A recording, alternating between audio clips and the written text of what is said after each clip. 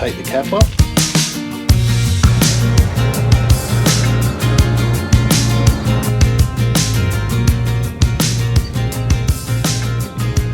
Hey everyone, how you going? So we're packing up to leave Tom Price, and I walked past the back of the van whilst packing up, and I noticed a great big bulb on the back of the van underneath the tyre cover. So this normally sits here over the top, strapped to it. It's our dirty bag, and underneath it there looked like a tumour growing into this cover, and I've reached in, and these are the size of the rocks that were sitting in the bottom of it. So that's the size of the stuff that's getting flicked up as you're driving along down the road, because it's managed to hit into the back wheel, gather, and then sit down into the bottom. And this has actually stretched it, but that's okay. Yeah, so I suppose that helps show why you do need the underbody protection underneath your van. You know, like that's substantial. You know, that's the size of my palm. That's a big solid chunk of road material that has been thrown around. So yeah, interesting little find. So now I've got to clean up because now I'm filthy again. Why it's important to have a CB radio.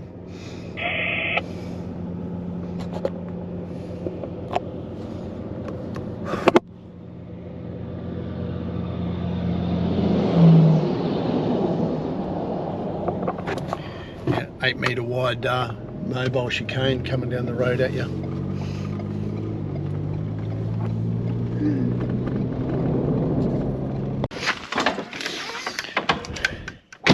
Hey everyone, so today was a big driving day. We drove it was pretty easy. We left Tom Price about 10 o'clock. This morning we went and grabbed coffee and brekkie wrap.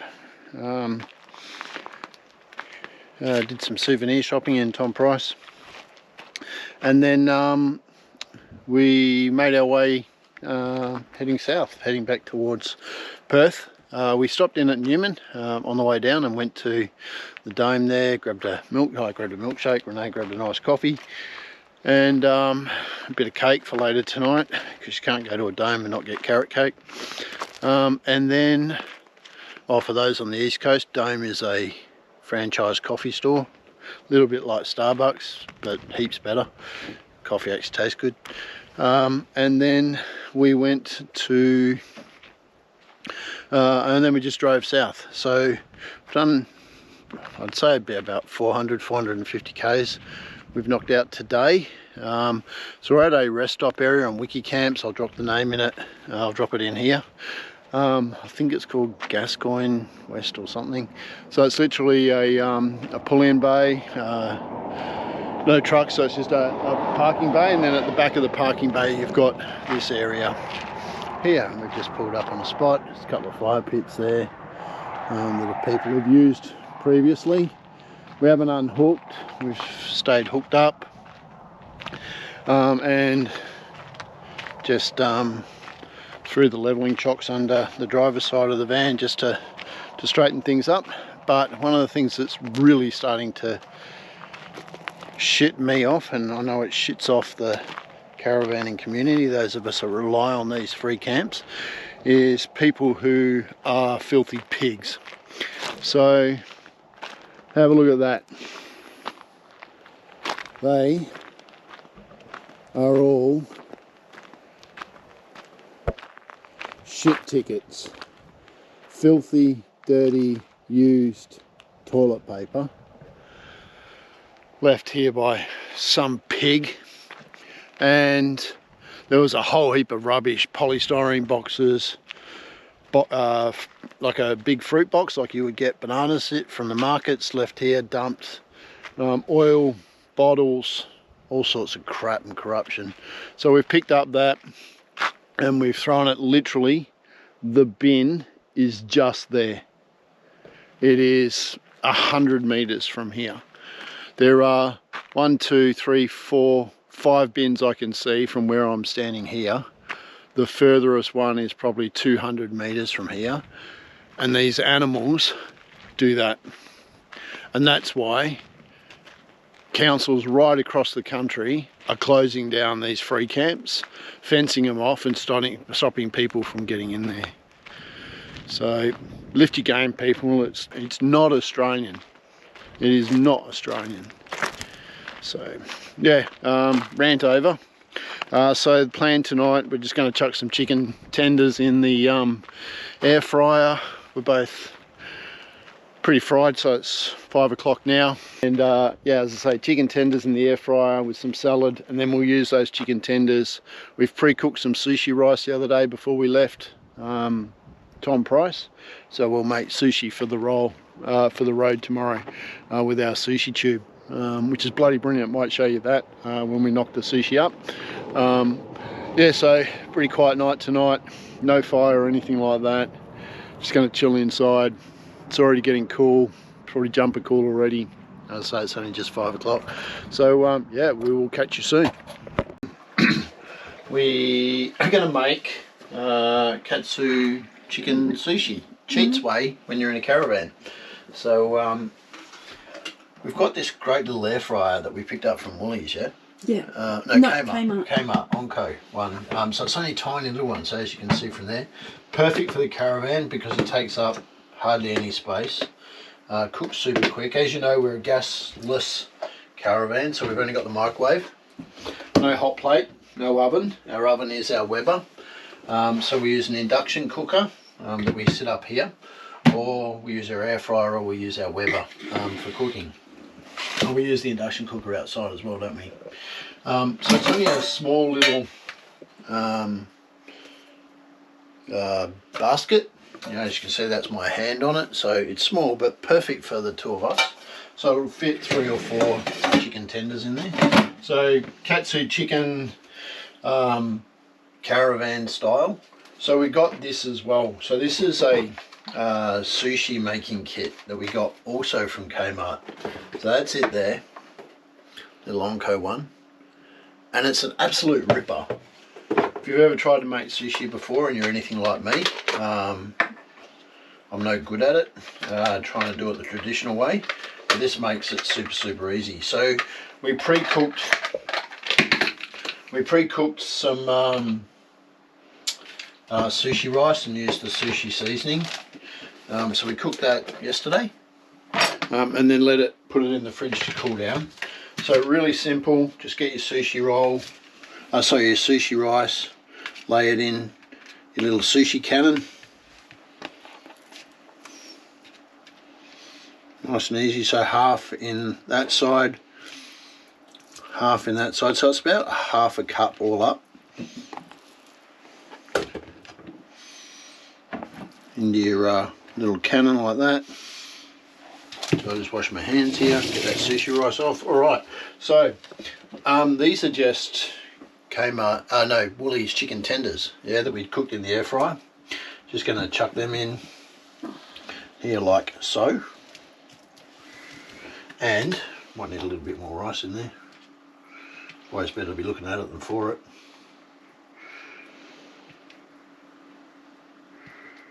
Alrighty, now a bit of Kewpie mayo in there, like so.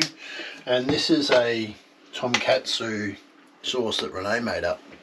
So I'll get you to talk through what was in that, Renee, because I didn't see what you're making this up. We looked everywhere. Do you think, like, tonkatsu sauce, you can imagine would be pretty hard to get in Broome, Kununurra, Karratha, Tom Price, everywhere we've been, Port Hedland.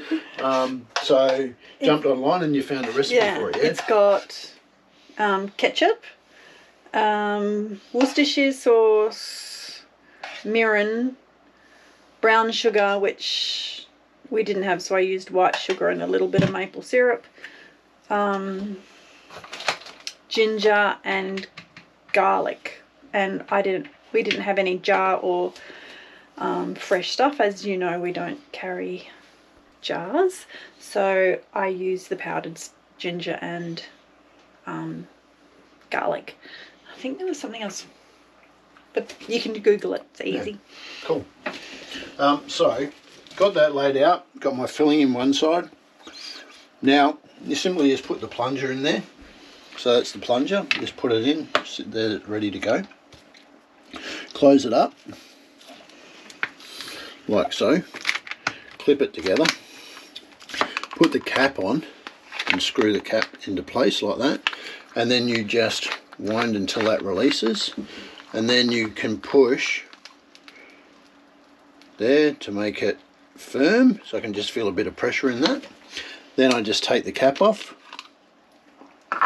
Look at that goodness. And then get that out of the way, spin that around the right way, just push my sushi roll rice out onto my yakinori roll, get it where I want it, get it centered, and then it's just a matter of, yeah, roll it like that, get you my bamboo sheet, roll it over, get a bit of water on the old finger there. Renee turns the tap on for me.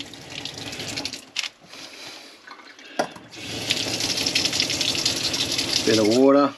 Gotta love the noise of the old water pump. Look at that. Just roll one up. Look at that. Sushi. Done easy. Then just cut it up into your pieces. Just cut it in half. Yeah, with your, or cut it in half. Like and that's lunch on the road for tomorrow, so we'll make a couple of those. But super easy. These things are brilliant. They're only a couple of bucks too, $10. Absolutely awesome. Cheats, katsu sushi on the road in a caravan. Alrighty, on the road again. Great sleep last night here at Gascoigne something west. Yeah, Renee's just going to put rubbish in the bin. Yeah, it was good. There ended up being about, well, there was 2 cars parked right here next to us. They left about 4:45 this morning. Another van over on the bitumen part, and a truck. And other than the car that was right next to us, I didn't hear anyone leaving this morning. Had a pretty good start to the morning. So we're going to hit the road now, make a start, and start making our way down towards Paynes Fine. Renee's back. Rubbish done. Rubbish done. You want to stop that, you'll start a trend of putting rubbish away, eh? I might do. It would be good if it caught on and went viral. It would be nice if that went viral. Alright, we'll see you guys out there. G'day everyone. So we're making good progress. So we stopped in Meekatharra, which is about 180 k's from where we were camped up for the night, and we grabbed some fuel and ploughed on through. And Renee drove for the last hour and a half or so, done another 120 k's, and we're currently in the town of Kew, which is a cute little town. So just across there, that is the Shire of Kew office. There is a massive caravan park just here, so that's the entrance to the caravan park. It's probably the main thing in Kew. And we're standing out the front of the Crown Hotel at the moment. So it gives you an idea of the architecture in here. So the police station just up here. Beautiful sandstone type buildings. Looks like there's an older second pub, used to be across the road there. Doesn't need a second pub now. It's pretty much a ghost town, but back in the day it used to be, in its heyday, it was a gold mining town. Post office here. Again, beautiful old building. Lovely little town. And you can tell it's an old town. Look how wide the streets are.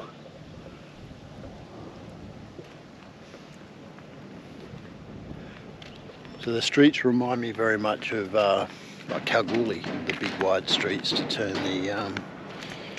the trains around on back in the day. The horse-drawn trains I'm talking about. Yeah, so a sleepy little town now. I don't think there's a single thing open at the moment, and it is 10 to 1 on Sunday.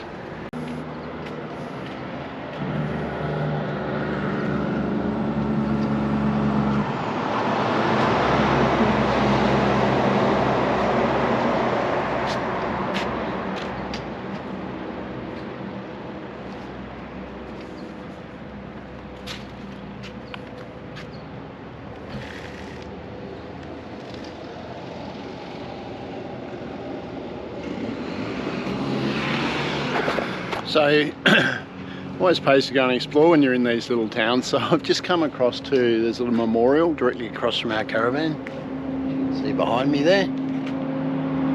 And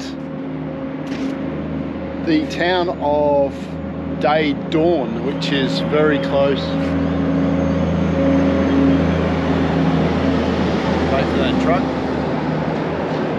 So the town of Day Dawn, which is very close to Kew, is the birthplace of a Victoria Cross winner from World War One.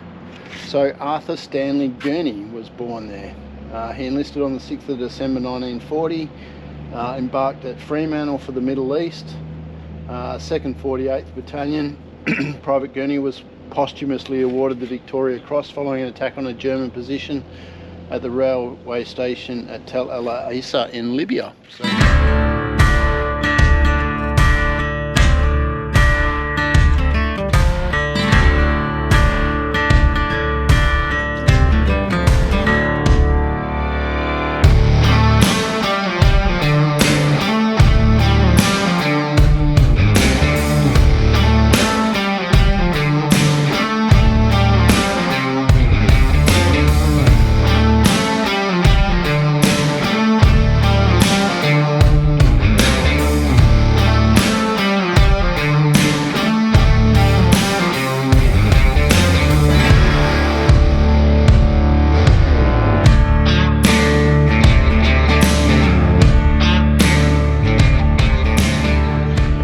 hey everyone, so we are making our way home now. We are about 40 kilometres north of a town called New Norcia, which is it's famous for its monastery. Monastery, yeah. So monks built a big monastery there, and a bakery. The New Norcia bakery is pretty famous too. We should stop and get pastry goodness. Pastry goodness, we may do. All right. I've been good. You have been good. I've been good. All right, so I was going to wrap it up now, but clearly we're not. We're going to New Norcia apparently to get pastry goodness. Pastry goodness. But yeah, so very much in the wheat belt now, or we passed through a vast area of the wheat belt. Very different scenery. I've cut in some footage of our travels now. But we are within 200 k's of home now. 200 k's, yeah. So feels like it is the end of the journey. It's very sad. It is sad, but it has been a great trip. Our trip to the northwest, the Pilbara, the Kimberley, the Gib. We have to do Calbarry another day. We do have to do Calbarry another day, but we will. I was going to wrap it up, but apparently we're going to New Norcia, so we'll wrap it up there. I think good. Happy wife, happy life. So yeah, we will see you in New Norcia apparently.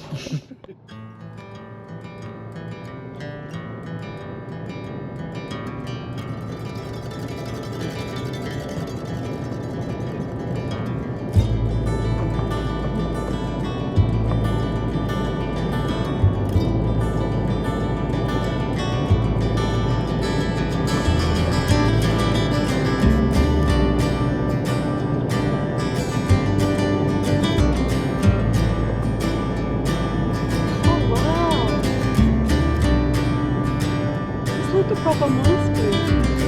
It's like a moon one. New Norcia flat.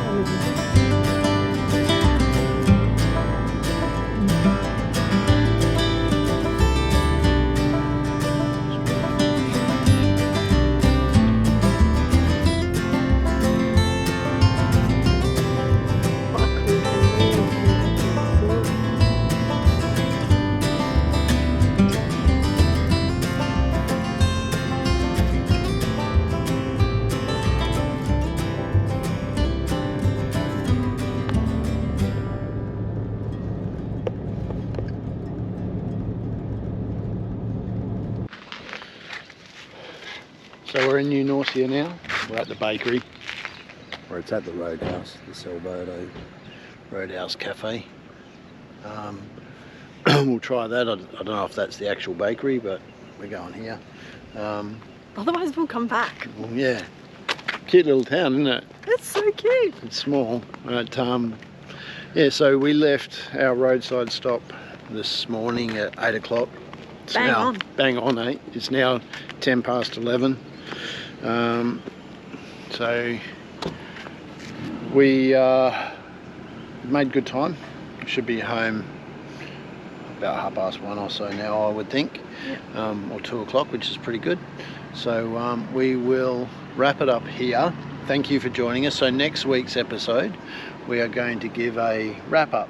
Our how many Ks we've done, how much money we spent, how much for fuel, yeah, how much for accommodation, how much for meals, how much for experiences. And then we will... highlights and lowlights. Highlights and lowlights, best caravan parts, worst caravan parts. Roadside stops, etc. So if you've got any other questions that you would like, drop a comment below or drop a comment on our Facebook or Instagram pages, and we will answer your questions. But hope you've enjoyed our lap around the northwest of Western Australia.